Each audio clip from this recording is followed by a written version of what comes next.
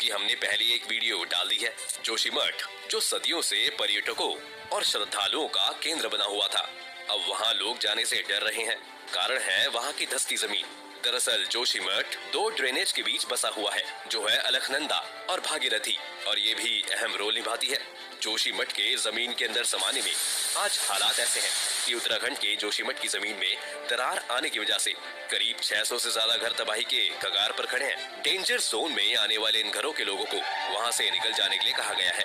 इस बीच एक्सपर्ट्स ने चेतावनी दी है कि अगर जल्द ही इस पर कुछ नहीं किया गया तो काफी बड़ी तबाही आ सकती है।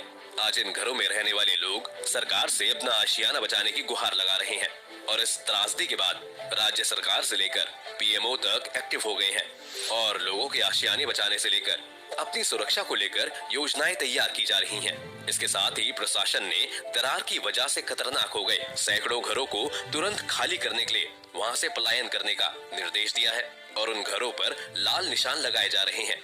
अधिकारी लगातार लोगों को ऐसे घरों को छोड़कर सुरक्षित स्थानों पर जाने के लिए मना रहे हैं।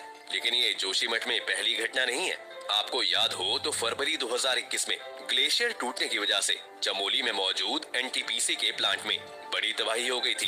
दर्जनों लोगों की जान गई। स्थानीय लोग कहते हैं कि उसी एनटीपीसी की under construction Vishnugrah hydro electric project इसकी जिम्मेदार है। इतना ही नहीं, जोशीमठ की पहाड़ी के नीचे से सुरंग निकाली जा रही है और जोशीमठ में अंडरग्राउंड टनल के कंस्ट्रक्शन को लेकर कई विस्फोट किए गए थे, जिसकी वजह से हालात और खराब हो रहे हैं।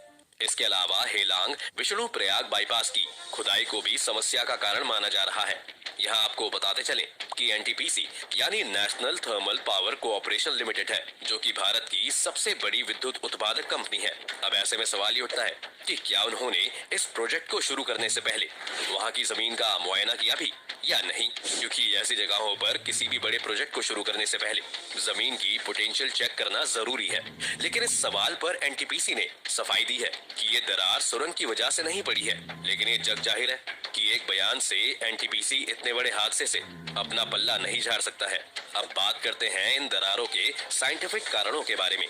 तो एक्सपर्ट्स के मुताबिक जो जोशीमठ बसा हुआ है वो लूज अनकॉन्सोलिडेटेड मटेरियल पर बना हुआ है, यानी कि यहाँ किसी समय ग्लेशियर रहा होगा और इसी पर जोशीमठ की स्थापना हुई। साफ बात है कि इसकी जमीन इतनी मजबूत नहीं है कि ये ज्यादा वजन उठा सके, और ये भी एक वजह है जिस कारण जोशीमठ में ऊपर का मलबा धीरे धीरे नीचे दरक रहा है। अब देखें तो पहाड़ों में बसे शहरों और जमीन के खिसकने की सबसे बड़ी वजह है कंस्ट्रक्शन।